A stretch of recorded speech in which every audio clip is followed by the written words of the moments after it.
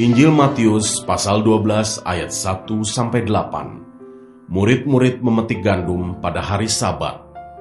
Pada waktu itu, pada hari Sabat, Yesus berjalan di ladang gandum. Karena lapar, murid-muridnya memetik bulir gandum dan memakannya.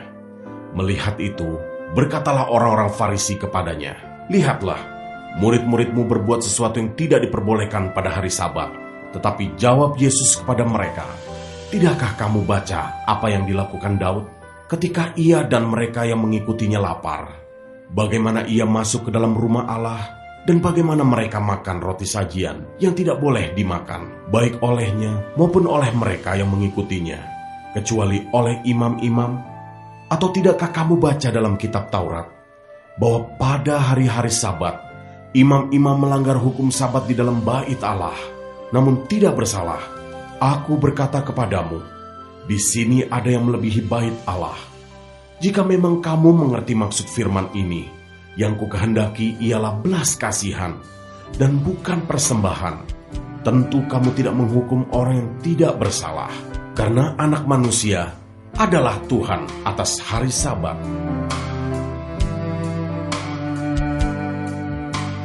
Ayat 9-15a.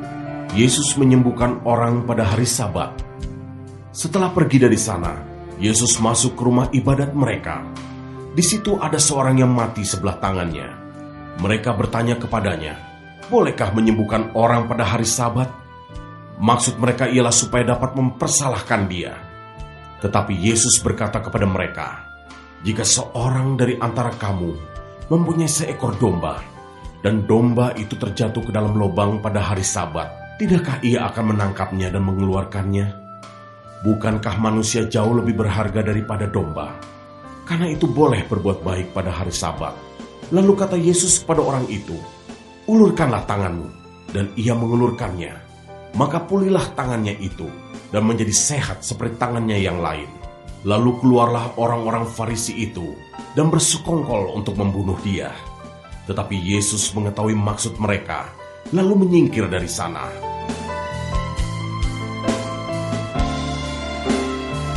Ayat 15b-21. Yesus hamba Tuhan. Banyak orang mengikuti Yesus, dan ia menyembuhkan mereka semuanya. Ia dengan keras melarang mereka memberitahukan siapa dia, supaya genaplah firman yang disampaikan oleh Nabi Yesaya, "Lihatlah, itu hambaku yang kupilih, yang kukasihi, yang kepadanya jiwaku berkenan.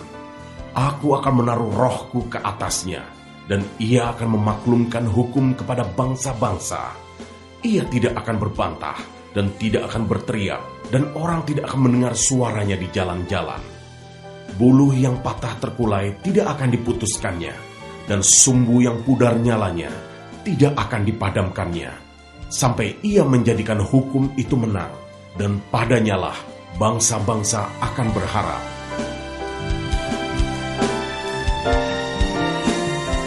Ayat 22-37. Yesus dan Beelzebul. Kemudian dibawalah kepada Yesus seorang yang kerasukan setan. Orang itu buta dan bisu. Lalu Yesus menyembuhkannya, sehingga si bisu itu berkata-kata dan melihat. Maka takjublah sekalian orang banyak itu.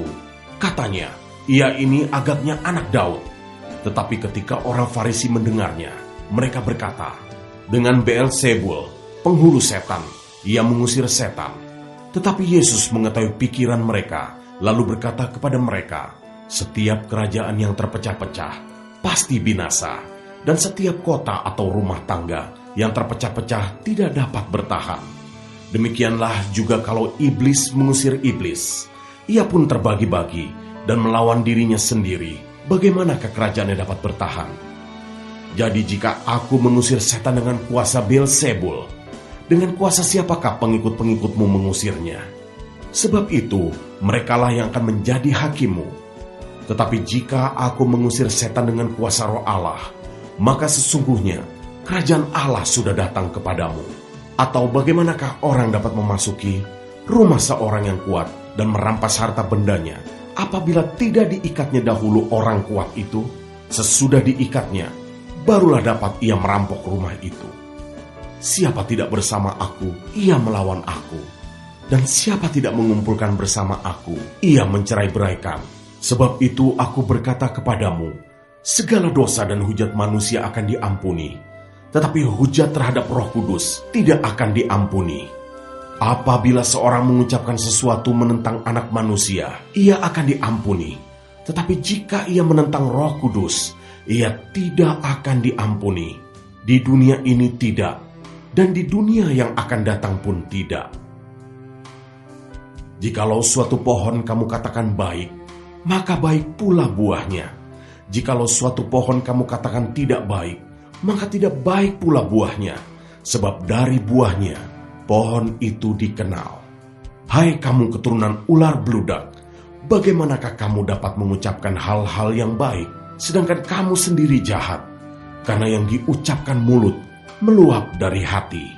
Orang yang baik mengeluarkan hal-hal yang baik dari perbendaharaannya yang baik, dan orang yang jahat mengeluarkan hal-hal yang jahat dari perbendaharaannya yang jahat.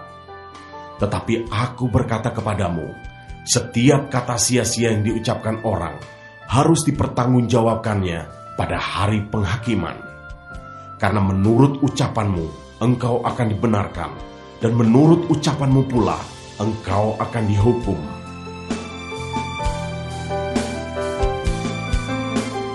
Ayat 38-42, tanda Yunus. Pada waktu itu berkatalah beberapa ahli Taurat dan orang Farisi kepada Yesus, Guru, kami ingin melihat suatu tanda daripadamu.